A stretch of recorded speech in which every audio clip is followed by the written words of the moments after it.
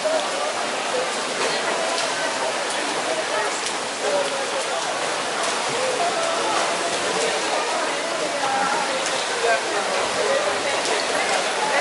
miður þurfum við að taka 2-3 mínútur í hlé eftir þessa grein þar sem við erum enn að reyna að laga á tæknibúnað.